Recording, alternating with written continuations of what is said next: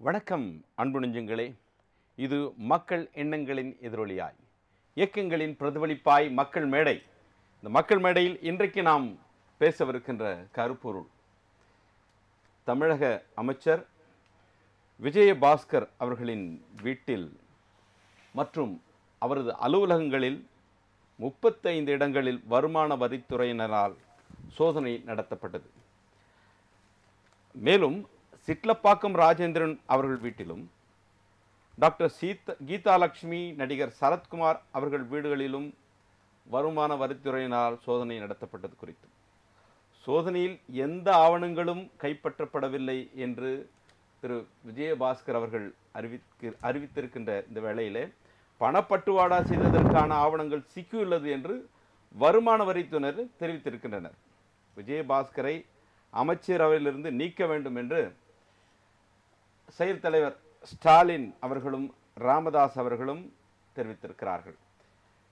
இதை மைய பொருளாக வைத்துதான், கருப்பொருளாக வைத்துதான் இன்றைக்கு இந்த மக்கள் மேடையில் நாம் பேசுவதற்காக, கருத்தை பதிவு செய்வதற்காக அரங்கில் இணைந்திருக்கிறார்கள் பிஜேபியை சார்ந்த பேராசிரியர் கனக சபாபதி அவர்கள், இந்திய தேசிய முஸ்லீம் லீக் கட்சியினுடைய பொறுப்பாளர் திரு ஜவஹர் அலி அவர்கள், அகில இந்திய அண்ணா திராவிட முன்னேற்ற கழகத்தின் அம்மா கட்சி சமரசம் அவர்கள், மூவரையும் உங்கள் சார்பில் அன்புடன் வரவேற்போம். ஐயா வணக்கம். வணக்கம். வணக்கம். வணக்கம். ஆர்கே நகர் இடைத்தேர்தல் என்று அறிவித்த உடனேயே நாளொரு மேனியும் பொழுதொரு வண்ணமுமாக ஒவ்வொரு நாளும் ஒவ்வொரு செய்திகளை நாம் கேட்டுக்கொண்டே வருகிறோம். இப்படியான அறிவிப்பு ஒன்று, அறிக்கைகள் ஒன்று, தேர்தல் வாக்குறுதிகள் ஒன்று, பணப்பட்டுவாடா என்று கட்சி தலைவர்கள் விடுக்கின்ற செய்திகள் நிறைவாக அல்லது நிறைவாகன்னு கூட சொல்ல முடியாது, இன்னும் தொடருமோ, இதை தொடராக அல்லது தொடர்பாக வருமான வரித்துறை சோதனை, குறிப்பாக இந்த நிலை ஏன் எதுக்காக வந்திருக்கு, இதனுடைய பின்னணி என்ன அப்படிங்கிறத ஒரு முன்னுரையா நீங்க சொல்லலாம் திரு ஜவஹர் அலி அவர்கள். அதாவது வருமான வரித்துறை சோதனைங்கிறது இது அவர்களுக்கு ஒரு பொதுவாக நார்மலாக, அதாவது மார்ச் 31 ஒரு கணக்கு இருக்கு. கடந்த வருஷத்தில் வருமான வரித்துறை அவங்க எவ்வளோ கட்ட வேண்டியது இருக்குங்கிற ஒரு கணக்கீடுபடி அவங்க கால்குலேஷன் பண்ணுவாங்க. இதுபடி வருமான வரித்துறைங்கிறது தமிழ்நாட்டில் மட்டும் நடக்கலை, இந்தியா முழுக்க பல இடங்களில் மார்ச் 31க்கு அப்புறம் பொதுவாகவே வருமான வரித்துறை ரெய்டு நடக்கிறது வழக்கமான ஒன்று. யார் யார் மேலே அவங்களுக்கு சந்தேகம் இருக்குதோ அந்த சந்தேகத்தின் அடிப்படையில் தான் ரெய்டு நடப்பது உண்டு. அதில் குறிப்பாக அமைச்சர் மீதும் இன்னும் பலர் மீதும் வருமான வரித்துறை மீது அவங்க ரெய்டு போயிருக்காங்கன்னா அதுக்கு பல காரணங்களும் இருக்குது. ஏற்கனவே அமைச்சர் மிகப்பெரிய அளவில் அதிகமான தொழில்களை செய்து மிகப்பெரிய தமிழகத்தில் இருக்கக்கூடிய கோடீஸ்வரர்களில் மிகப்பெரிய கோடீஸ்வரராக இருக்கக்கூடியவர் தான் விஜயபாஸ்கர் அவர்கள். அந்த ஏற்கனவே அந்த துறையில் பல ஊழல்கள் இருக்கிறது என்று பல குற்றச்சாட்டுகள் கடந்த காலங்களிலே இருந்துகிட்டே இருக்குது. அவர் வீட்டில் மட்டும் நடக்கலை, அந்த துறையை சார்ந்த அந்த எம்ஜிஆர் மருத்துவக் கல்லூரியினுடைய பேராசிரியர் கீதாலட்சுமி என்று நினைக்கிறேன், அவர்கள் வீட்டிலையும் ரெய்டு நடந்திருக்குது. இதுக்கெல்லாம் காரணம் அவர்கள் மருத்துவக் கல்லூரிகளில் அவர்கள் இடம் கொடுப்பதில், மருத்துவக் கல்லூரி சேர்க்கையில் அதிக அளவில் பணத்தை பெற்றார்கள் என்ற குற்றச்சாட்டு முன்பே இருக்கக்கூடிய விஷயங்கள் இருக்குது. இந்த விஷயத்தை பொறுத்த வரைக்கும் காக்கா உட்கார பனைமரம் விழுந்துச்சின்னு சொல்லுவாங்கல்ல, ஐயா தான் ஒரு சிறப்பான பழமொழி சொல்லக்கூடியவர். இருந்தாலும் நானும் ஒரு பழமொழி சொல்லணுங்கிறதுக்காண்டி சொல்கிறேன். அந்த கதையா அவர்கள் வழக்கமான செயல்பாடுகள், ஆனால் தேர்தல் நேரத்தில் இப்படி ஒரு வருமான வரித்துறை நடந்திருக்கிறது என்பதனால இதற்கும் தேர்தலுக்கும் எந்த வகையிலும் சம்பந்தம் இருப்பதாக தெரியவில்லை. அதே சமயத்தில் ஆனால் ஏற்கனவே இவர்கள் மூலமாக பல கோடி ரூபாய் பண பரிமாற்றம் செய்யப்பட்டிருக்கிறது ஆர்கே நகர் தொகுதிக்காக. இந்த குற்றச்சாட்டும் சேர்ந்து போயிருக்கிறது. பொதுவாக வருமான வரித்துறை ஒரு இடத்துக்கு ரெய்டு பண்ண போறாங்கன்னா நேற்றைக்கு முடிவெடுத்து மறுநாள் போக மாட்டாங்க. அதன் ஒரு 15 நாளைக்கு முன்னாடியே ஒரு முடிவு எடுப்பாங்க. இவருக்கு மேல சந்தேக பார்வையிலேயே வாட்ச் பண்ணிக்கிட்டே இருப்பாங்க. 15 நாளைக்கு முன்னாடியே ஒரு முடிவு எடுத்து அதன் பிரகாரம் இப்போ இன்னைக்கு 36 இடத்துல நடக்குதுன்னா குழுக்களாக பிரிப்பார்கள். ஒரு குழுக்கு வந்து 4 பேர் விதமா பிரிப்பாங்க. அந்த 4 பேர்னா கூட 140 பேர். பல இடங்கள்ல இருந்து முன்னாடி ஒரு 2 நாட்களுக்கு முன்பாகவே அவர்களுக்கு அறிவிப்பு கொடுப்பாங்க. நீங்க இந்த இடத்துக்கு போங்க, இந்த இடத்துல நில்லுங்க, முதல் நாள் போய் இந்த இடத்துல நில்லுங்கன்னு 2 நாளைக்கு முன்னாடி அறிவிப்பு கொடுத்து, விடிய காலையில எந்த இடத்துல அவங்களுக்கே தெரியாது எங்க போறோம், எந்த இடத்துக்கு போறோம், எங்க ரெய்டு நடத்துக்க போறோம்ட்டு. குறிப்பிட்ட ஒரு இடத்துக்கு போனேன்னா தனியார் வாகனம் மூலம் 4 பேரையும், அதாவது வருமான வரித்துறை அதிகாரிகள் ஒரே இடத்துக்கு அழைத்து சென்று ரெய்டு பண்ண சொல்லுவாங்க. அப்பதான் அவங்களுக்கு வந்து இன்ஃபர்மேஷன் வரும். இங்க இதுதான் வந்து வருமான வரித்துறை இதுவரைக்கும் எப்பொழுதும் கடைபிடிக்கக்கூடிய அந்த நடைமுறையாவே இருக்குது. அவங்களுக்கு தெரியாது. அது இல்லாம நேற்றைக்கு இப்ப சரத்குமார் வந்து நேற்றைக்கு வந்து தினகரன் அவருக்கு ஆதரவு கொடுத்திருக்கிறாருன்னா அதனால வருமான வரித்துறை போயிருக்காருன்னா கண்டிப்பாக இல்லை. காரணம் இதனுடைய முடிவு 15 நாளைக்கு முன்னாடி எடுக்கப்பட்ட முடிவா தான் இருக்கும். ஆனா இந்த ஆர்கே நகர் தொகுதியை பொறுத்த வரைக்கும் மிகப்பெரிய அளவுல பணப்பட்டுப்பாடா நடந்துகிட்டு இருக்கு. இன்னைக்கு கூட அமைச்சருடைய வீட்டுல, அமைச்சருடைய உதவியாளர் வீட்டுல 3.5 3 கோடியே 50 லட்சம் ரூபாய் கைப்பற்றப்பட்டு இருக்கிறது. அமைச்சர் இல்லைன்னு சொல்றாரு. வருமான வரித்துறை இப்ப யாரு வீட்டுல ரெய்டு நடத்தினாலும் ராம்கோபால் அந்த சீஃப் செக்ரட்டரி கூட அவரு கூட என்ன சொன்னாரு, எங்க வீட்டுல இருந்து எதுவுமே கைப்பற்றவில்லைங்கிறாரு. அதனால இதெல்லாம் கணக்கில் வருமான வரித்துறை என்ன சொல்லி இருக்கிறது என்பதை பார்க்க வேண்டும். ஆனால் நிச்சயமாக இந்த பணங்கள் இது அதாவது வருமானத்துக்கு அதிகமாக ஒழுக்கமற்ற முறையில் சேர்த்த பணங்களாக இருப்பதனால்தான் வருமான வரித்துறை உள்ளே புகுந்திருக்கிறது. அது மட்டுமல்ல, குறிப்பாக இந்த ஆர்கே நகர் தேர்தல் நீங்க இந்த வார்த்தையை பயன்படுத்தினீங்க அப்படிங்கிறதுனால இது ஒழுக்கமற்ற முறையில் இந்த பணத்தை சேகரித்திருக்கிறார்கள் நிச்சயமாக அப்படின்ற வார்த்தையை நீங்க வந்து பயன்படுத்துறதுனால இது என்னென்னன்றது நீங்க அப்புறமா நீங்க சொல்லுங்க. திரு சமரசம் அவர்களிடம் கேட்போம். நீங்க நண்பர் வந்து எப்படி இந்த மாதிரி ரைடு நடந்தா அதுக்குரிய இலக்கணத்தை சொல்லியிருக்காரு. ரைடு நடத்துறது எப்படி, அது வந்து உடனே வர முடியாது. அது இந்த தேர்தல் நடக்கும்போது இப்படிப்பட்ட நேரத்தில் எடுக்கிற ரைடு தான் அந்த தேர்தலுக்கும் இடைத்தேர்தலுக்கும் இதுக்கும் சம்பந்தம் இருக்கா, அதனுடைய பின்னணி என்ன, அதுக்கான பின்னணி ஏதாவது இருக்கா அப்படின்னு தான் கேட்குறோம். எங்க பின்னணி இல்லாமல் இந்த நேரத்தில் வருமா நான் கேட்குறேங்க. ஒரு வழக்கு டிடிவி தினகரன் சார் மேலே பல வருஷமாக இருக்குது. அந்த வழக்கில் இவங்க நிரபராதின்னு வந்துட்டாங்க, திரும்ப அவங்களுக்கு மேலே போட்டிருக்காங்க. அது இப்போ நடந்துட்டுருக்கு. இப்போ எனக்கு இந்த எலெக்ஷன் இருக்குதுமா, அது வரையும் கொஞ்சம் டைம் கொடுங்கன்னா கொடுக்க முடியாது. அது தினந்தோறும் நடக்கும்.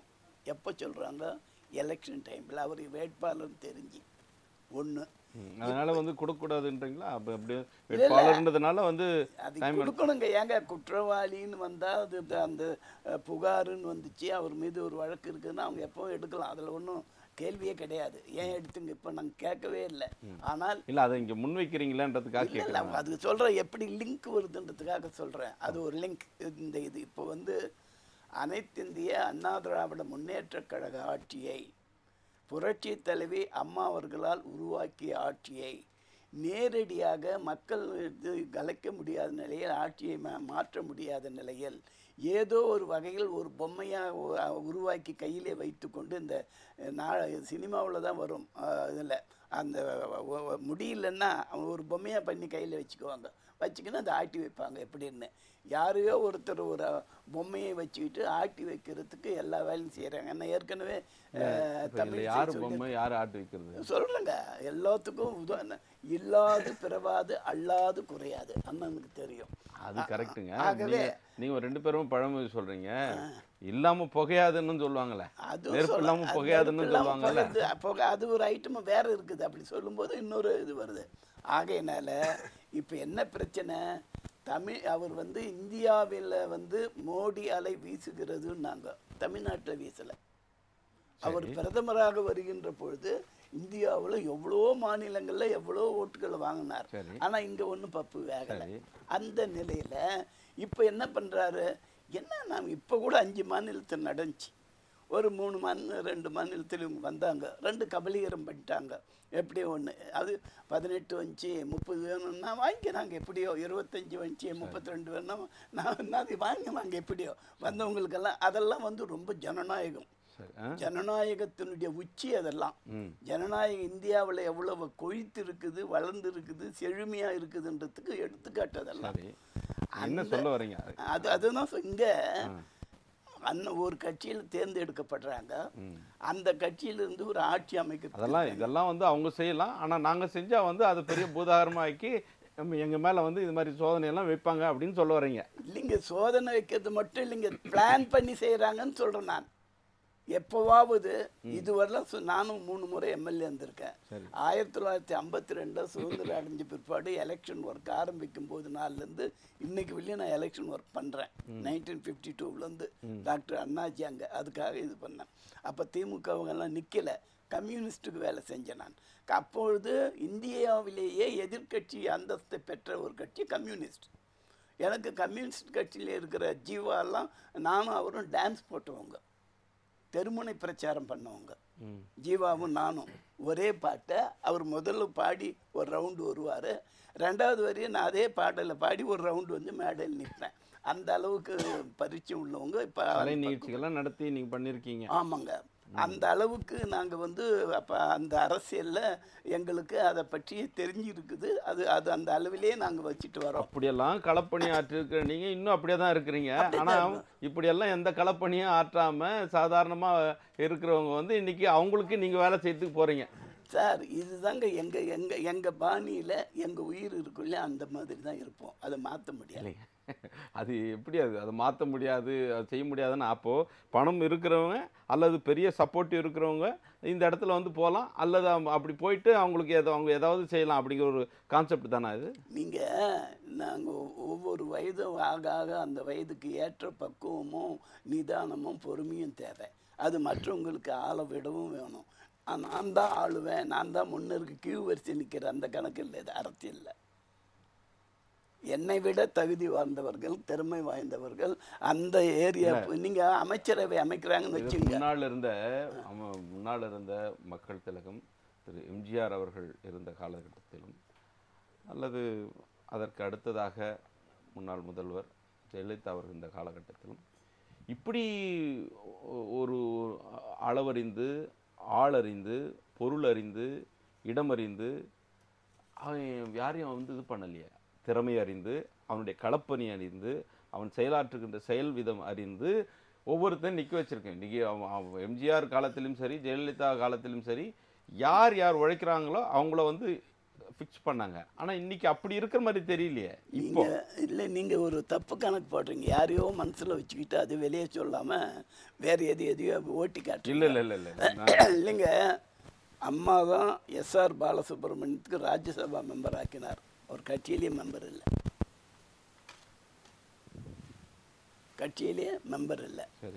ரொம்ப நாளாக கட்சியில் இருக்கிறவங்களுக்கும் ஒரு பொறுப்பு கொடுத்தாங்க. புரட்சி தலைவர் எம்ஜிஆர் மத்தியில் கூட்டணி ஆட்சி அமைக்கிறதுக்கு 2 மாநிலத்திலிருந்து பிரதிநிதி அனுப்பிச்சாங்க. திராவிட தலைவர்கள் அந்த வரிசையில் வந்த சத்தியவாணி முத்தம்மா இங்கிருந்து delicate, Bala Palanur young student, இப்போ அப்போ அட்வொகேட்டாக வர்றார். அவர் வந்து பாண்டிச்சேரியிலிருந்து டெலிகேட் ஒரு பிரதிநிதி. 2 பேரையும் அனுப்பிச்சி வச்சார். எல்லாத்தையும் அனுசரித்து போகிறது தான் தலைவர்கள். புரட்சி தலைவராக இருந்தாலும் சரி, புரட்சி தலைவியாக இருந்தாலும் சரி, யாருமே. திரு கனக சபாபதி, பேராசிரியர் கனக சபாபதி, அதாவது அவர் தொடங்கினார். என்ன தொடங்கினாருன்னு உங்களுக்கு நல்லா தெரியும். இவங்க மட்டும் அழகாக வந்து என்ன வேணால் செய்யலாம், தேர்தலை நடத்தலாம், அந்த தேர்தலில் யாராவது கம்மியாயிட்டாங்களா அவங்கள பிடிச்சி எடுத்துகிட்டு வந்து அந்த இடத்துல வந்து ஆட்சியை அமைக்கிறதுக்கான வழிவகைலாம் செய்யலாம். அப்படியெல்லாம் செய்யாத இருக்கிற இந்த இடத்துல இப்படிப்பட்ட வழிமுறைகள்லாம் கையாளுவாங்க அப்படிங்கிற மாதிரியான ஒரு வார்த்தையை சொன்னார். உங்களுடைய முன்னுரை சில சொல்லுங்கள். ஐயா வந்து மூத்த அரசியல்வாதி, எனக்கு ரொம்ப மரியாதைக்குரியவர். ஆனால் அவர் சொன்ன கருத்துக்கள் ஏற்றுக்கொள்ளக்கூடிய கருத்துக்கள் அல்ல. இந்த விஷயத்தை பொறுத்த வரைக்கும் தமிழ்நாட்டில் அரசியல் இப்போ இருக்கக்கூடிய தேர்தல் சூழ்நிலையை கருத்தில் வச்சுட்டு அவர்களுக்கு கிடைத்த தகவல்களினுடைய அடிப்படையில் வருமான வரித்துறை நடவடிக்கை எடுத்திருக்கிறது என்று நான் நினைக்கிறேன். தமிழ்நாட்டை பொறுத்த வரைக்கும் அரசியல் சூழ்நிலைங்கிறது கடந்த பல வருடங்களாகவே சீரழிந்து கொண்டிருக்கிறது. அதுவும் குறிப்பாக தேர்தல் வரக்கூடிய சமயங்களில் உங்களுக்கு தெரியும், 2 திராவிட கட்சிகளும் எப்படி மாறி மாறி பணத்தை வாரி இறைத்து ஓட்டுகளை பெறுவதற்கான முயற்சிகளை செய்து கொண்டு பல சமயங்களில் அதில் வெற்றியும் பெற்று வருகிறார்கள் என்று பல சமயங்கள். ஆமாம், திருமங்கலம் ஃபார்முலா எல்லாத்துக்கும் தெரிஞ்சது. இப்போ இன்னைக்கு இன்னொரு செய்தியும் கூட வந்தது. கடந்த தேர்தலும் போது அந்த அன்புநாதன் அப்படிங்கிற வீட்டில் அவருடைய சக வீடுகளில் பிடிச்சதில் ஒரு 4 கோடிக்கு மேற்பட்ட தொகைக்கு கணக்கு இல்லை அப்படின்னு. அதற்கு என்ன மோடி காரணமா? இதற்கு ஏதோ ஆட்சியை பிடிக்கிறதுக்காக செய்கிறாங்க அப்படின்னு சொல்கிறாங்க. அதெல்லாம் கிடையாது. அரசாங்கத்தினுடைய வருமான வரித்துறைக்கு விவரம் கிடைக்குது, அது போய் நடவடிக்கை எடுக்கிறாங்க. தமிழ்நாட்டை பொறுத்த வரைக்கும் அரசியல் சூழ்நிலை மிகவும் மோசமாக இருக்கிறது என்பது எல்லாருக்கும் தெரியும். குறிப்பாக தேர்தல் சமயங்களில் பெருமளவுக்கு பணப்புழக்கம் இருக்குதுங்கிறது நாடு பூரா தெரிஞ்ச விஷயம். நாமெல்லாம் வட பகுதிகளுக்கு செல்லும்போது ரொம்ப கேவலப்படுத்துகிற மாதிரி நம்ம பேசுகிறாங்க. ஏன்னா அந்த அளவுக்கு பணப்புழக்கம் இருக்குது. நீங்கள் கடந்த ஒரு 10 நாளாக வரக்கூடிய செய்திகள்லேயே எந்தெந்த இடங்கள்ல எப்படி பணத்தை பிடிக்கிறாங்க அப்படிங்கிறதெல்லாம் தெரிஞ்ச விஷயம் தான். தமிழகத்தை ரொம்ப கேவலமாக படுத்த. ஆமாம், தமிழக அரசியல் ரொம்ப மோசமாக போயிட்டு இருக்குதுங்க சார். நீங்கள் 30-40 வருடங்கள்ல மாநிலங்கள் அதை விட இங்கே அதிகம். நீங்கள் இங்கே இருக்கக்கூடிய எப்படி கம்பேர் பண்ணுறீங்களா? அதை விட இது அதிகம். அதை விட அதிகம். உதாரணமாக ஒன்று சொல்லட்டுங்களா? இப்போ நான் கல்வித்துறையிலிருந்து வர்றேன். கல்வித்துறையில் இன்றைக்கு எந்த துணைவேந்தராவது பணம் கொடுக்காம நேர்மையாக தேர்ந்தெடுத்தாங்கன்னு சொல்ல முடியுமா? நீங்கள் எந்த பொறுப்பெடுத்துங்க, அரசாங்கத்தில் எந்த பொறுப்பெடுத்துங்க, பணம் தான் பிரதானமாக இருக்குதுங்க. தேர்தலில் அப்படியே தான் இருக்குது. அதனால் இப்போ இன்னைக்கு நான் ஒரு பாயிண்ட் சொல்லிடுறேன். இப்போ நீங்கள் இந்த அமைச்சரை பற்றி பேசுனீங்க. அமைச்சரினுடைய அலுவலகத்தில், சட்டமன்ற அலுவலகத்தில் 1,80,000 ரூபா பிடிச்சிருக்கிறாங்க. அவருடைய சகோதரர் வீட்டில் 400 டோக்கன் இருந்ததாக சொல்கிறாங்க. சரி, இன்னும் முழு விவரம் தெரிய வரும். அப்புறம் நீங்கள் இன்னொரு சொன்னீங்க பணம் எவ்வளவு இருந்ததுன்னு சொல்லிட்டு. இப்போ இதெல்லாம் எப்படி சம்மந்தம் இல்லாத விஷயமா? இது சம்மந்தப்பட்டு தான் இல்லை. அது இந்த நேரத்தில் குறிப்பாக அப்படிப்பட்ட ஒரு வருமான வரியை ஆமாம், குறிப்பிட்ட நேரத்தில் தான் முதல்ல சொன்னாருங்களே, சகோதரர் சொன்னார், எந்த அளவுக்கு இந்த அமைச்சர்கள் ஒரு குட்டி சாம்ராஜ்யமாக எஜமானர்களாக தொடர்ந்து இந்த 2 திராவிட கட்சிகளில் இருந்து வர்றாங்கிறது நமக்கு தெரிஞ்ச விஷயம்தான். நீங்கள் முதல்ல இவர்களுடைய அரசியல் தலைவர்களினுடைய பின்புலத்தை நீங்கள் பாருங்கள் சார். கடந்த 20-30 வருஷத்தில் எப்படி இருந்து எப்படி வந்திருக்கிறாங்கிறது. அதற்கு இந்த அமைச்சர் ஒரு உதாரணம். இவர் எந்த அளவுக்கு சொத்துக்களை வைத்திருக்கிறார், அவர் ஒரு 20 வருஷத்துக்கு முன்னால் எப்படி இருந்தார். இது எப்படி இது சாதாரணமான விஷயமா? இதெல்லாம் மக்களினுடைய பணம் சார். இந்த பணத்தை தேர்தல் சமயத்தில் மறுபடியும் இலவசமாக கொடுத்து ஓட்டுகளை பெறுவதற்கு முயற்சி செய்கிறார்கள். அதற்கு வருமான வரித்துறை ஆதாரங்களினுடைய அடிப்படையில் நடவடிக்கை எடுக்கிறது. இதற்கு உடனே பிரதமரை குறை சொல்றதுங்கிறது நியாயமில்லாத செயல். இல்லை, நீங்கள் நியாயப்படுத்துங்க. நியாயமில்லாததுன்னா நீங்கள் இதுக்காகத்தான் அப்படிங்கிறது உங்களுடைய வாதத்தையும் ஆதாரத்தையும் வைங்க. ஆமாம். இப்போ அதாவது நியாயமில்லாததுன்னா இவன் மக்கள் பார்க்குறாங்க இது. அப்போ இவங்களுக்கு பிடிக்கலன்னா இவங்க சோதனை செய்வாங்கப்பா அப்படிங்கிற பார்வை மக்கள் மத்தியில் வருது.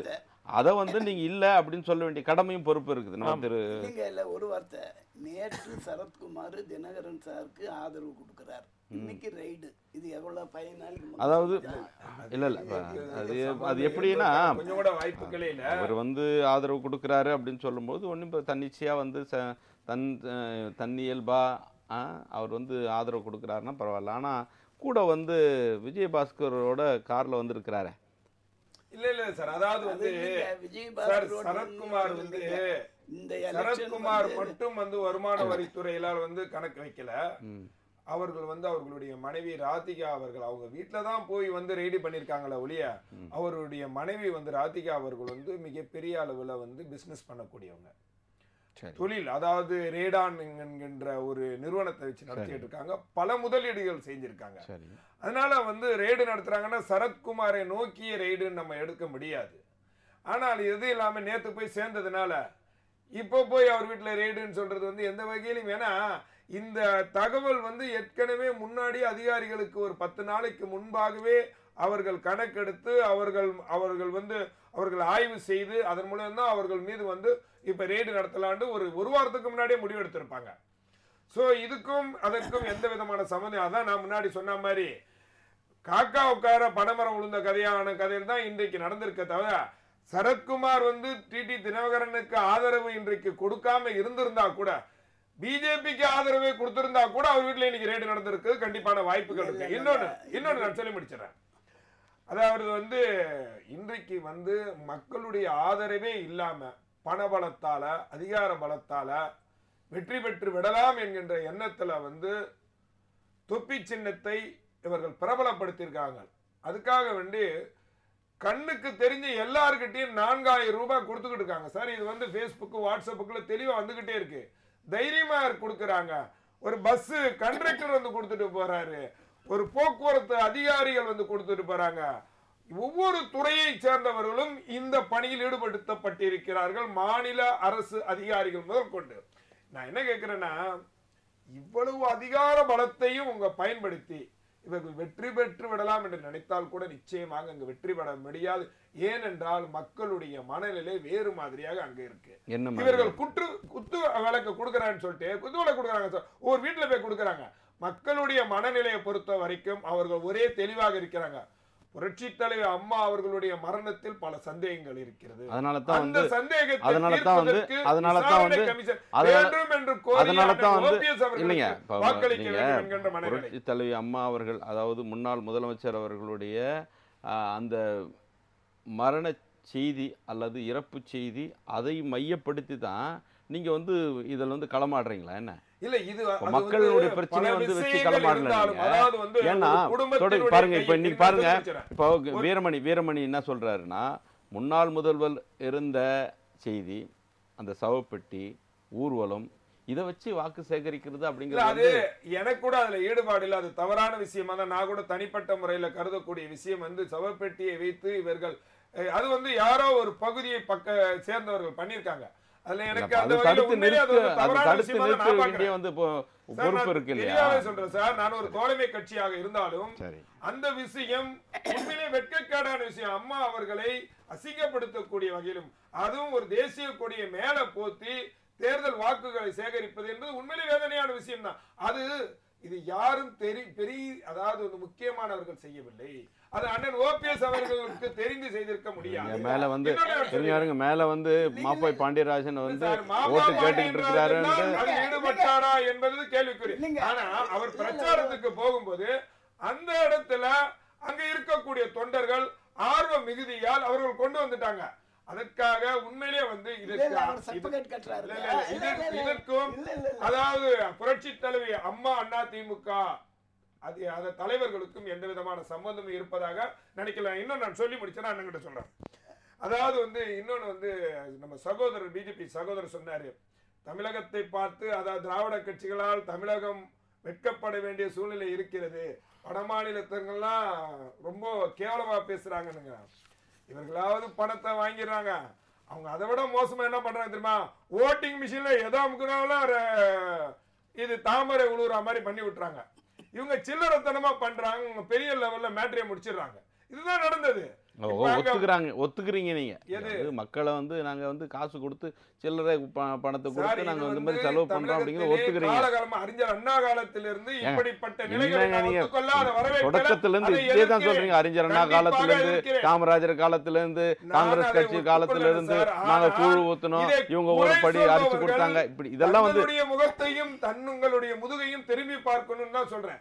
இப்படிப்பட்ட நிலைகள் தான் வட மாநிலங்களில் இவர்கள் வெற்றி பெற்றார்கள். தமிழகத்தை மட்டும் திராவிட கட்சிகள் அழித்து விட்டது, இந்த தமிழகத்தை சீரழித்து விட்டது என்று குறை சொல்லக்கூடிய இவர்கள் இப்ப நடந்த உத்தரகாண்ட், யூபி இந்த போன்ற மாநிலங்கள் வெற்றி பெற்றது எப்படி என்று இப்ப எல்லாம் சொல்றாங்க. ஓட்டிங் மிஷின் எதோ அமுக்குனாலும் தாமரை சின்னம் முழுதான், அதையும் யோசிக்க வேண்டும். ஆகவே இது போன்ற நிலைகள் எல்லாம் குறிப்பாக இடைத்தேர்தல்களை பொறுத்த வரைக்கும் எந்த இடத்துல பொது தேர்தலுக்கும் இடைத்தேர்தலுக்கும் அதிகமான வித்தியாசம் இருக்கு. இடைத்தேர்தல் என்று வந்துவிட்டால் மாநிலத்தை சேர்ந்த எந்த அதிகாரிகளும் அந்த இடைத்தேர்தல் பணியில் ஈடுபடுத்தக்கூடாது. ஏனென்றால் நேற்றை கூட பாத்தீங்கன்னா ஒரு எம்எல்ஏ கிட்ட போய் ஒரு மாநில அதிகாரி போய் விசாரணை செய்யறாரு. நான் அந்த வாகனத்தை சோதனையிடணுங்கிறாரு, அவர் அதற்கு அனுமதிக்க மாட்டேங்கிறாரு. அங்க இருந்து ஒருத்தர்கிட்ட இந்த பணத்தை பறிமுதல் செய்யறாங்க, அவர் மிரட்டுறாரு. உடனே அந்த அதிகாரிகள் அந்த காவல்துறை அதாவது சிஆர்பிஎஃப் போலீஸ்காரங்க பார்த்து விட்டுருங்கன்னு சொல்லிடுறாரு. விட்டோடனே மிரட்டனே ஊர்பாட்டுக்கு போயிடுறாரு. இந்த நிலை தான் இன்றைக்கு தமிழகத்தில். இல்ல நீங்க அவர் சொன்னார்ன்றதுக்காக இந்த ஒரு சூழல்ல சொல்றீங்க. ஆனாலும் கூட டிடிவி தினகரன் அவர்கள் இன்றைக்கு ஒரு கட்டத்தில் இருக்கிறாரு, ஒரு வட்டத்தில் இருக்கிறாருன்னு சொல்லலாம். குறிப்பாக பல சூழல்கள் இன்றைக்கு அந்த வருமான வரி சோதனை நடந்திருக்கிறது. இதை பற்றியெல்லாம் நம்ம அதிகமாக பேச போகிறோம். ஒரு சிறிய இடைவேளை மட்டும் எடுத்துக்கலாம். ஒரு சிறிய இடைவேளைக்கு பிறகு மக்கள் மேடையில் நாம் தொடர்ந்து பேசுவோம். அதுவரை இணைந்திருங்கள்.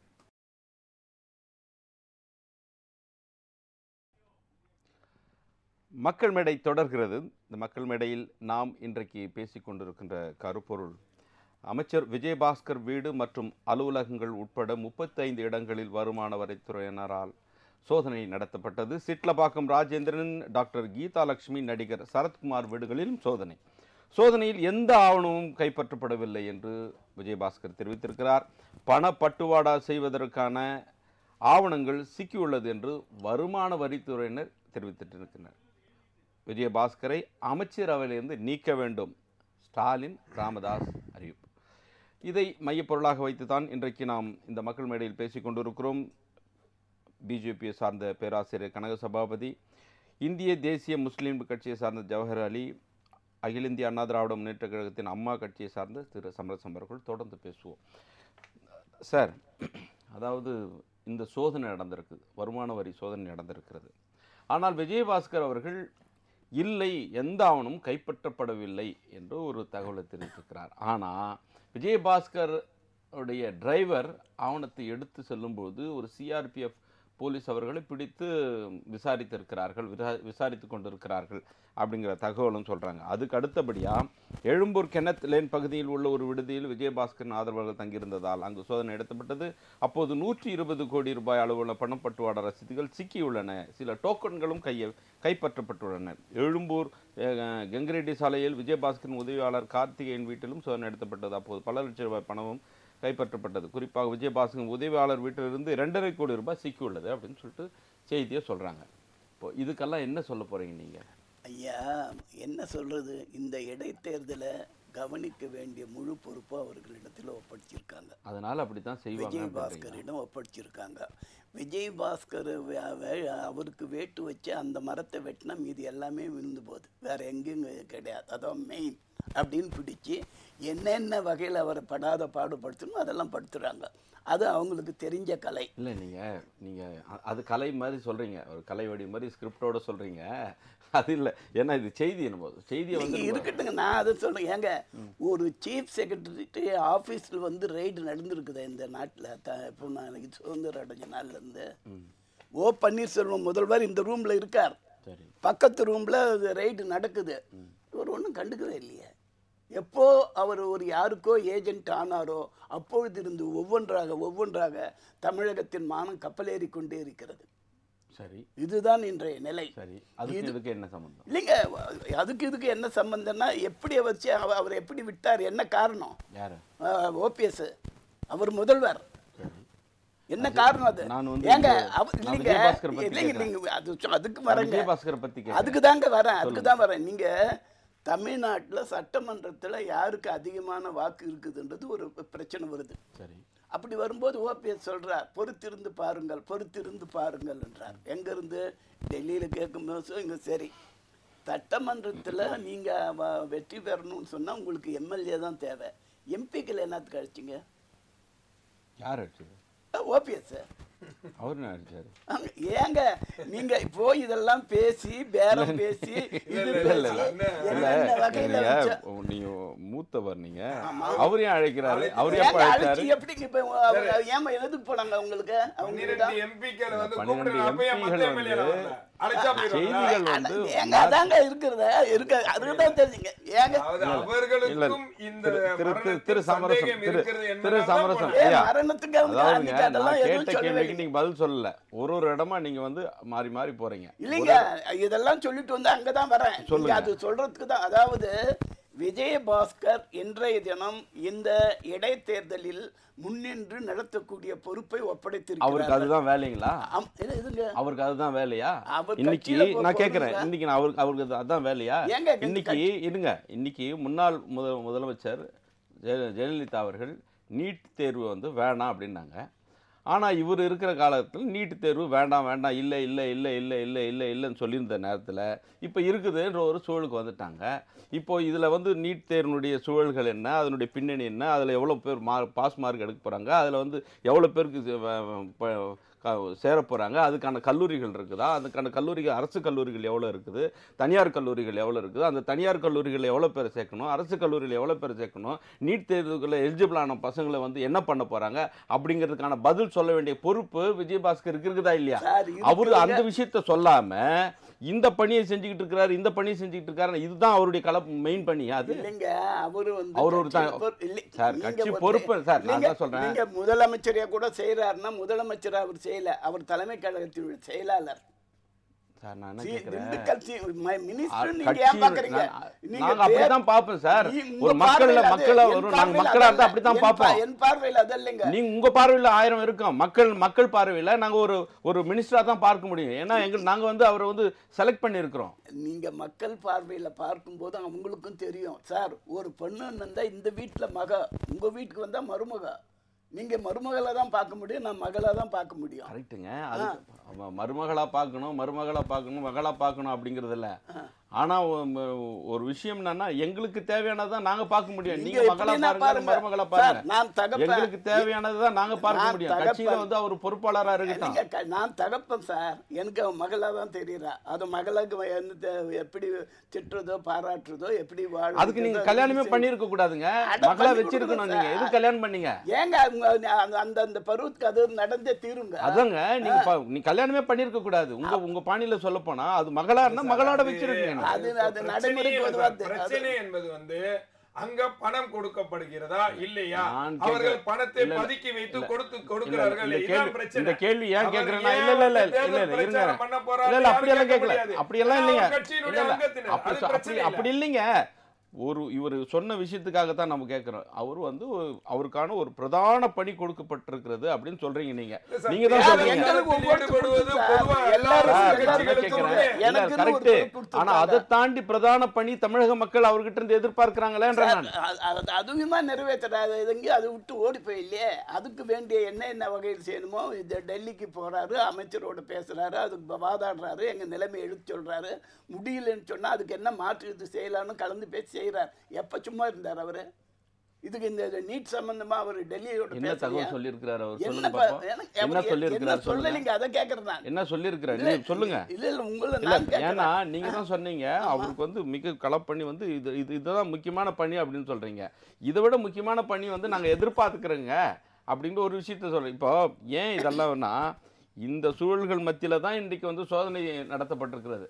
ஐயா, நீங்க சொல்றதுக்கும் சோதனைக்கும் சம்பந்தமே இல்லை. உங்க கேள்விக்கும் சோதனைக்கும் சம்பந்தமே இல்லை. நீங்க கேட்கிற கேள்வி இதெல்லாம் இல்ல நீங்க சொன்னதுனால தான் அந்த கேள்வியை நான் கேட்கிறேன். இல்ல நீங்க சொன்னதுனால தான் அவருக்கு வந்து இவ்வளவு வேலை இருக்குதுங்க அப்படின்னா, நாங்க அதை விட பெரிய வேலை வந்து அவர் கொடுத்துருக்குறோங்க அப்படின்னு சொல்லிட்டு நாங்க சொல்றோம். இல்லைங்க, நீங்க எப்படியாவது சொல்லுங்க. ஆனா அங்க நடக்கிறது என்ன விஷயம்? இன்றைய தினம் அவரை சுவிட்ச் ஆஃப் பண்ணா, அவருடைய இன்னைக்கு அவர் வந்து போய் இப்போ ஜனாதிபதி கிட்ட தமிழ்நாட்டு இதுக்காக ஒரு பரிசு கொடுக்குறாங்க. அதுக்கு போயிட்டு ஃப்ளைட்டுக்கெல்லாம் டிக்கெட் எல்லாம் போயிட்டார். அதையெல்லாம் கூட தடுத்து நிறுத்துறாங்க. நம்ம தொடர்ந்து பேசுவோம். திரு கனக சபாபதி அவர்கிட்ட தமிழிசை சவுந்தரராஜன் அவர்கள் என்ன சொல்லியிருக்காங்க, ஆவணங்களை வைத்து கொண்டுதான் வருமான வரித்துறை அதிகாரிகள் சோதனை நடத்துகிறார்கள் அப்படின்னு. என்ன ஆவணங்கள் வச்சு சோதனை நடத்துறாங்க அவர் கேட்குற மாதிரி? அப்போ அவர்களுக்கு ஏதாவது நினைச்சிட்டா அதுக்கான புதிய ஆவணங்களை உருவாக்கணுங்களா என்ன? இல்லை, அப்படியெல்லாம் உருவாக்க முடியாதுங்க. அவர்கள் நீதிமன்றம் போகலாம். ஆக ஆவணங்கள் இருந்தால் ஆவணங்கள் இருக்கிறதனுடைய அடிப்படையில் தான் வழக்கமாக வருமான வரித்துறை அதிகாரிகள் செயல்படுவது வழக்கம். அந்த அர்த்தத்தில் அவங்க வந்து சொல்லி இருக்கக்கூடும். ஆக இதாவது ஆதாரம் இல்லாம ஒன்றும் இவ்வளவு பெரிய இது நடக்காது. இப்ப அடிப்படை விஷயம் ஏன்னா விடுதலை சிறுத்தையினுடைய தலைவர் திருமா அவர்கள் தெரிவித்திருக்கிறார்கள், அமைச்சர்களின் வீடுகளில் சோதனை என்பதும் இது ஒரு அரசியல் உள்நோக்கமாகத்தான் கருது. சார், இதுல வந்து நம்ம அரசியல்ல இன்னைக்கு பார்க்க வேண்டியது தமிழ்நாட்டை பாதிக்கக்கூடிய பூதாகரமான பிரச்சனை. நண்பரும் கூட சொன்னார், இதோ நாம வடநாடு இது பண்றதாகலாம். நீங்க வந்து ஒரு விஷயத்தை கேட்கறது கரெக்ட் தானே? என்ன கரெக்டுங்க? ஏன்னா இப்போ பணப்புழக்கம் தமிழ்நாட்டில் ஊழல் மிக அதிகங்க சார். இது வந்து நானும் தமிழன் தான், நாம் ஏற்றுக்கொள்ளக்கூடிய விஷயம். நீங்க வந்து தமிழ்நாட்டு மக்கள் உழைப்பாளிகள், தமிழ்நாட்டு மக்கள் கலாச்சாரம் மிகுந்தவர்கள். ஆனால் ஏன் வந்து பொருளாதாரம் வளரலின்னு சொன்னால், நீங்கள் எல்லா பகுதியிலும் லஞ்சம் இருக்குதுங்க. வளர்ச்சிக்கான தன்மைக்கு அரசாங்கம் ஊக்குவிப்பதில்லை. இப்போ வந்து தொழில்துறை சம்பந்தமான பிரச்சனைகளை எந்த சமயத்தில் அரசாங்க அதிகாரிகளோ அமைச்சர்களோ கடந்த 2-3 வருஷத்தில் சந்திச்சிருக்கிறாங்க? சொல்லுங்க பார்க்கலாம். இல்லவே இல்லை. இது வேண்டும் என்ற குற்றச்சாட்டு முடக்கம் பண்ணன காலகட்டத்தில் அதிகமான பணம் வச்சிருந்தவங்க, பணத்தை வந்து பதுக்கி வச்சிருந்தவங்க அல்லது திருமணத்தை நடத்தினவங்க எல்லாமே உங்க கட்சி சார்ந்தவங்களா தானே சார் இருக்காங்க. அவங்க மேல எப்படிப்பட்ட வந்து எங்க கட்சி சார்ந்தவங்க எங்க நடத்துனாங்க தமிழ்நாட்டில் சொல்றீங்க? ஜனார்தன ரெட்டி எப்பவோ கட்சி விட்டு போயிட்டாரு. நீங்க தமிழ்நாட்டை பத்தி பேசுங்க. இங்க வந்து நீங்க அப்படின்னா தமிழ்நாட்டை பத்தியே பேசியிருக்கணும். நீங்க தமிழகத்துல வந்து வட மாநில சார் அவருக்கு மற்ற மாநில சார் உண்மை சார் உண்மை. நாங்க இப்ப நாடு பூரா பொருளாதாரத்தை படிச்சுட்டு இருக்கிறோம். நீங்க வந்து நம்ம பொருளாதாரம் ஏன் வளரல, ஏன் வளர்ச்சி இல்லை சொல்லுங்க பாக்கலாங்க. எப்படிங்க ஏன் பொருளாதாரம் போதிய அளவுக்கு வளர மாட்டேங்குது? தொழில்துறை கடந்த 4-5 வருடங்களாக முடங்கி கிடக்கிறது உங்களுக்கு தெரியுமா? தொழில் அமைப்புகள் தொடர்ந்து அரசு அமைச்சரையோ முதலமைச்சரையோ பார்ப்பதற்கு பல சமயங்கள்ல மனு போட்டுருக்காங்க. எங்க விட்டு சொல்லியிருக்கிறாங்க. ஒரு தடவை பார்த்தது இல்ல, பாக்குறது இல்ல. இன்றைக்கும் வந்து இந்தியாவில இருக்கக்கூடிய ஐயா நான் பேசி முடிக்கிறேன். உங்க பேசும்போது நான் குறையிடல. இப்ப நான் கோவை பகுதியை சேர்ந்தவன். தொழில் அமைப்புகள் ஒவ்வொரு முறையும் அரசாங்கத்துக்கு தங்களுடைய பிரச்சனைகளை எடுத்து சொல்ல முயற்சி செய்தன. உதாரணமாக மின்சாரம் இல்லாத சமயத்தில் கடந்த 3 வருடங்களுக்கு முன்னால பல முறை முயற்சி செய்தன, பார்க்கல. மின்சாரம் இல்லை என்று ஒரு தொழில் கோயம்புத்தூர் சேம்பர் ஆஃப் காமர்ஸினுடைய தலைவர் சொன்னதுனால அவருக்கு கண்டிப்பு வந்தது. தொழில் முன்னேற வேண்டும், இந்திய மக்கள் முன்னேற வேண்டும், பொருளாதாரம் முன்னேற வேண்டும் என்று மெனக்கிடுற நீங்க உங்களுடைய தலைமை அல்லது இந்திய தலைமை அமைச்சர் இதுவரைக்கும் 25வது நாளா வந்து போராடிக்கிட்டு இருக்காங்க விவசாயிகள் வந்து. சார் அது வேறு விதமான பிரச்சனை. விவசாய பிரச்சனை பொறுத்த வரைக்கும் அதுலயும் வந்து வளர்ச்சி ஒண்ணு இருக்கு. இல்ல வளர்ச்சி வந்து பொருளாதாரம் விவசாயிகளுக்கு வந்து எங்களுடைய அரசாங்கம் செய்த மாதிரி வேற எந்த அரசாங்கமும் செய்யவில்லை தான் சொன்னீங்க. அதுலயும் பொருளாதார வளர்ச்சி இருக்கு, அதுலயும் வந்து முன்னேற்றம் இருக்கு, தொழில் முன்னேற்றம் இருக்கு. இப்போ அப்படி முன்னேறணும்னா அது என்ன பிரச்சனைன்னு போய் பார்க்கணும். இல்ல பார்த்திருக்கிறாங்களே, அவங்க விவசாய அமைச்சர் சந்திச்சிருக்காங்க, நிதி அமைச்சர் சந்திச்சிருக்காங்க, தமிழ்நாட்டினுடைய பொன் ராதாகிருஷ்ணன் 2-3 முறை சந்திச்சிருக்காங்க. விவரங்கள் எடுத்து சொல்லப்பட்டிருக்கிறது. முறை வந்து பொன் ராதாகிருஷ்ணனுடைய சந்திப்பும் அல்லது மக்கள்கிட்ட அவருக்கு கன்வே பண்ற அந்த விஷயங்களும் சரி இல்ல அப்படிங்கறதும் இருக்கிறதா மாறிடுது. இல்ல அப்படிங்கிறது இருக்கிறதா மாறி பல வேறங்களை நீங்களே பாக்குறீங்க. அப்படியெல்லாம் கிடையாதுங்க. ஒரு சின்சியரான முயற்சி நடந்துட்டு இருக்குது. இந்த விவசாய பிரச்சனைகளை பொறுத்த வரைக்கும் இது பெரும்பாலும் மாநிலம் சம்பந்தப்பட்ட பிரச்சனைகள். நீங்க எதற்கெடுத்தாலும் இங்க நடக்கிற விஷயத்துக்கு அங்கேயே மோடி தான் பொறுப்புனா அது எப்படி சார் பொறுப்பாக முடியும்? ஒரு உதாரணம் சொல்றேன் சார். இப்ப வந்து இங்க நடக்கிற வறட்சிக்கு கேள்வி நான் வந்து மோடிக்கு எதிராகவோ அல்லது பாஜகவுக்கு எதிராகவோ கேட்கல. நீங்க சொன்னீங்க, கேட்டீங்களே பொருளாதார வளர்ச்சி தொழில் வளர்ச்சி அப்படிங்கறத வச்சுதான் நீங்க வந்து சொன்னீங்க. பொருளாதார வளர்ச்சி தொழில் வளர்ச்சிக்கு இங்க இருக்கக்கூடிய கடந்த 4-5 வருடங்களிலே மாநில முதல்வர்கள் என்ன விஷயத்தை முன்னெடுத்து வைத்தார்கள்? இப்ப இந்த தொழில்துறை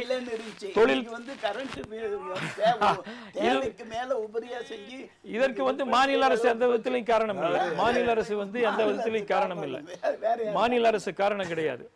அதாவது புதுசா வந்து தொழில்துறையை பொறுத்த வரைக்கும் இந்தியாவிலே இருக்கக்கூடிய 29 பெரிய மாநிலங்களில் தொழில்துறையாக இருக்கட்டும் கல்வியாக இருக்கட்டும், இப்ப கூட பாருங்க ஒரு இந்தியாவில் இருக்கக்கூடிய கல்வி நிறுவனங்கள் அதுல வந்து 100 கல்வி நிறுவனங்கள்ல 37 கல்வி நிறுவனங்கள் தமிழகத்துல இருக்கிற மாதிரி கணக்கெடுப்பு முக்கியமான இடத்தை பிடிச்சிருக்கக்கூடிய தொழில்துறை.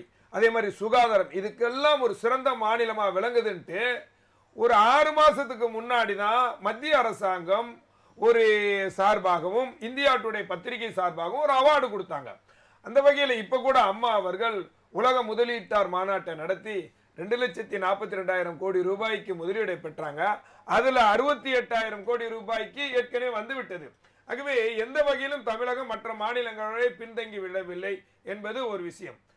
இன்றைக்கு முக்கிய பிரச்சனையா இருக்கிறது, அதாவது வந்து அதிகார பலத்தை பிடிக்க வேண்டும் என்பதற்காக எவ்வளவு வேணாலும் செலவு செஞ்சு வெற்றி பெறணும் என்கின்ற நோக்கத்தோடு செயல்படக்கூடிய இந்த அரசாங்கம், இந்த பினாமி அரசாங்கம், இவர்கள் என்ன மக்களுக்கு வந்து 4,000 8,000 கொடுத்துக்கிட்டு இருக்காங்க. அது மட்டும் இல்லாம உங்க மேல கூட ஒரு குற்றச்சாட்டு சொல்றாரு.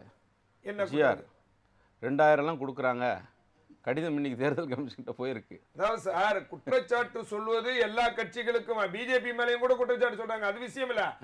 ஆதாரபூர்வமாக அடிப்படையில் அந்த வீடியோ காட்சிகளோட கொடுக்கறாங்க. ஒருவர் வந்து கொண்டு போய் 2,000 ரூபாய் நோட்டை கொடுத்துட்டு தொப்பிக்கு ஓட்டு போட்டுருங்க எப்படின்னு சொல்றாரு. 2,000 ரூபாய் நோட்டை கொடுத்துட்டு தொப்பிக்கு ஓட்டு போடுங்கன்னு சொல்றாரு. இது ஆதாரபூர்வமான தகவல். கொடுக்கறாங்க, அங்க கொடுக்கறாங்க, இங்க கொடுக்கறாங்கறதெல்லாம் வந்து ஆதாரமற்ற தகவல். வந்து மார்க்சிஸ்ட் கட்சியினுடைய அவர் மாநில செயலாளர் ஜிஆர் சொல்றது வந்து பொய்ன்றீங்களா? அதாவது பொதுவாவே வந்து திராவிட கட்சிகள் மீது இந்த கம்யூனிஸ்ட் கட்சிகளும் பாரதிய ஜனதா கட்சிகளும், நான் பொதுவா சொல்றேன், குறை சொல்வதே வாடிக்கையாக வைத்திருப்பார்கள். ஆனா அது மேல ஏறிதான் சவாரி செய்ய பார்ப்பாங்க. ஆனா அவர்களுக்கு ஏதாவது ஒரு குறை சொல்லும். அது தேர்தல் காலத்துல இவர்கள் மேல அந்த குறை இந்த குறை. நானே கேட்கிறேன், இந்த கட்சிகளோட கூட்டணி சேராமையா நீங்க எம்எல்ஏ ஆனீங்க, எம்பி ஆனீங்க? இதெல்லாம் யோசிக்க வேண்டாமா? அந்த காலகட்டத்தில் பலமுறை குறை சொல்லியும் அதன் பிறகு மீண்டும் மீண்டும் அவர்களோட கூட்டணி சேரவில்லையா கம்யூனிஸ்டுகள்? ஆகவே பாரதிய ஜனதா கட்சி தமிழகத்திலே தன்னை ஒரு உத்தமர் போல காட்டிக்கிட்டா கூட பல ஊழல் வழக்கு, வியாபம் ஊழல் இருக்கு, பஞ்சு மிட்டாய் ஊழல் வழக்கு இருக்குது, மிட்டாய் வழக்கு இருக்கு, அரிசி ரேஷன் அரிசி ஊழல் இருக்கு, பல ஊழல்கள் பல மாநிலங்கள் நடந்துகிட்டு தான் இருக்குது. அதுக்காக நான் இதை சமாதானப்படுத்தவோ அதை சப்பக்கட்டு கட்டுறதுக்கு விரும்பல. ஆனால் தமிழகத்தில் இப்ப நடக்கக்கூடிய இந்த அரசாங்கம் ஒரு மோசமான சூழ்நிலைக்கு மக்களை கொண்டு போகிறார்கள். அதுவும் குறிப்பாக ஒரு சிறைச்சாலையில் இருந்து ஒரு ஆட்சியை நடத்தக்கூடிய அதிகாரத்தை மக்களுக்கு செலுத்திக் கொண்டிருக்கிறார்கள். இது நாட்டுக்கும் வீட்டுக்கும் யாருக்குமே நல்லதில்லை. விஜயபாஸ்கர் அவர்களை அமைச்சர் சிறைச்சாலையிலிருந்து நடத்திட்டு இருக்காங்கன்னா சிறைச்சாலைங்க நடத்திட்டு இல்லை. நீங்க போகும்போது எதுனா ஒரு வேலை செய்யும்போது கூட அல்லாஹ் அக்பர்னு சொல்றீங்க. அதுக்கு சொல்றது ஒரு வாடிக்கை. ஆண்டவனை நினைச்சு ஒண்ணு செய்ய அந்த அம்மா புகைப்படத்தை போட்டு ஓட்டு கூட கேட்க மாட்டேங்கிறீங்க.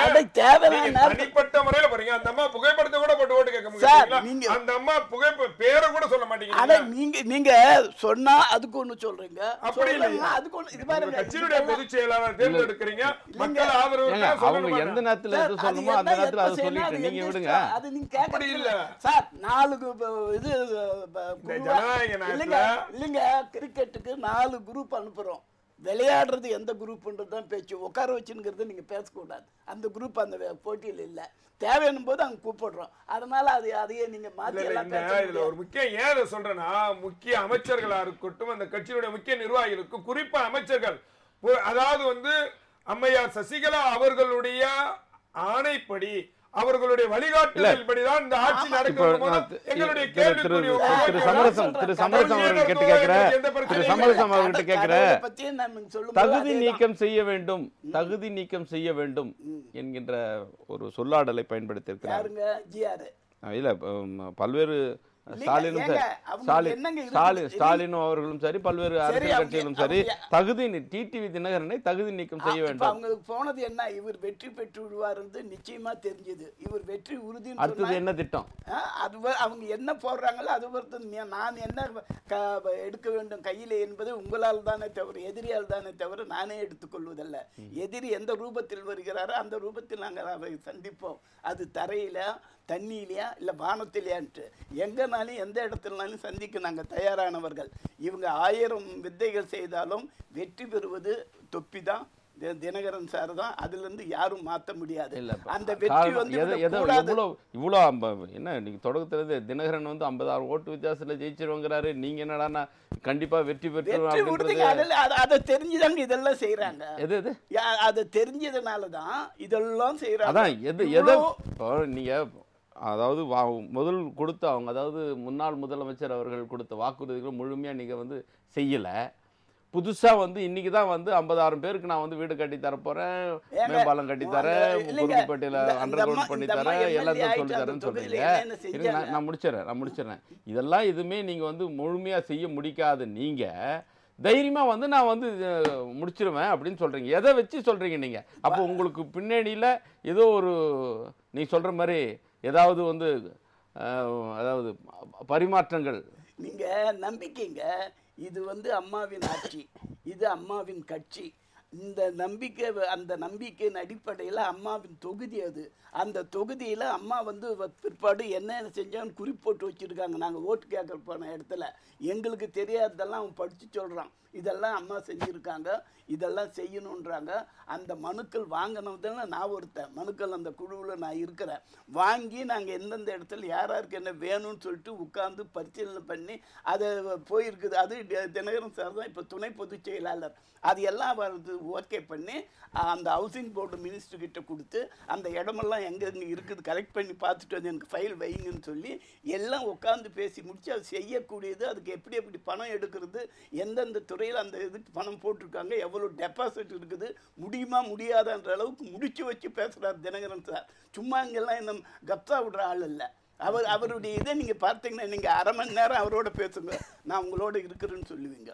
அந்த அளவுக்கு நான்லாம் பண்பாளர். இருக்க அந்த மாட்டேன். நீங்க இருக்கிறீங்க, நீங்க mesmerism பண்ணக்கூடிய அந்த அளவுக்கு பண்பாளர் இல்ல மக்கள் அவரு. நீங்க இல்லைங்க, அவர் ஏற்கனவே இருந்த இடத்துல அவர் பெரிய குளத்துல நீங்க போய் கேட்டாலும் சரி, எங்க நீங்க வாக்கு எடுத்து பார்த்தாலும் சரி, அந்த அளவுக்கு செஞ்சிருக்காரு அவர். நீங்க பாத்தீங்கன்னா அண்ணாவின் நீங்க தான் சொன்னீங்க, நீங்க தான் கடந்த ஆட்சியில நீங்க தான் சொன்னீங்க ஒரு குடும்பத்தின் பிடியில வந்து எல்லாம் சிக்கிக்கிட்டு இருக்காங்க, அதனால அந்த ஆட்சியை விட்டுட்டு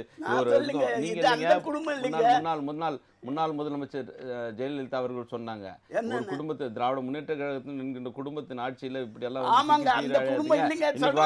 இல்லைங்க.